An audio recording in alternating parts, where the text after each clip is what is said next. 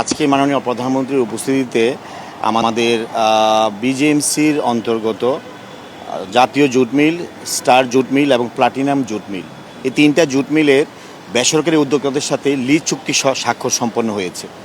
আপনারা জানেন যে মাননীয় প্রধানমন্ত্রীর নির্বাচনী কমিটমেন্ট ছিল নির্বাচনের আগেও এবং নির্বাচনের পরেও। উনি শপথ নেওয়ার পরেই বলেছেন যে বন্ধ মিলগুলো চালু করার ব্যাপারে উদ্যোগ গ্রহণ করবেন। তার ধারাবাহিকতায় আজকে আমরা প্রাণ আরএফএল গ্রুপ এবং হ্যামকো গ্রুপ, এই দুইটি স্বনামধন্য শিল্প প্রতিষ্ঠানের সাথে আমরা তিনটি মিলের বেসরকারি উদ্যোক্তাদের সাথে ওনাদের এই একটা লিজ চুক্তি স্বাক্ষর করেছি। সেই অনুষ্ঠানে মাননীয় প্রধানমন্ত্রী উপস্থিত ছিলেন, মাননীয় মন্ত্রী আমাদের বস্ত্রপাট এবং বাণিজ্য শিল্পমন্ত্রী উপস্থিত ছিলেন, আমাদের সচিব মহোদয় ছিলেন, বিজেএমসি চেয়ারম্যান ছিলেন, প্রাণ আরএফএল গ্রুপের চেয়ারম্যান ছিলেন, হ্যামকো গ্রুপের এমডি ছিলেন। এই তিনটা মিলের চুক্তি স্বাক্ষর সম্পন্ন হয়েছে।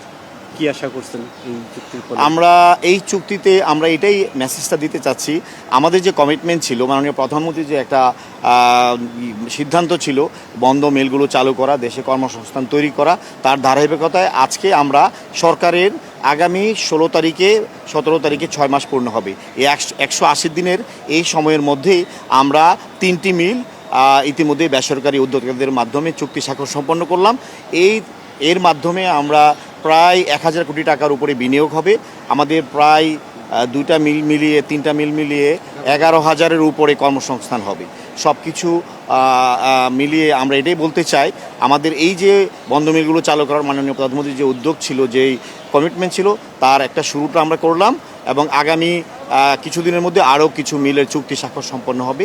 তাতে দেশে যেমন শিল্পায়ন হবে, অর্থনীতিতে একটা অবদান রাখতে পারবে, পাশাপাশি বেকার সমস্যার সমাধানের ক্ষেত্রেও এই উদ্যোগ কাজে লাগবে।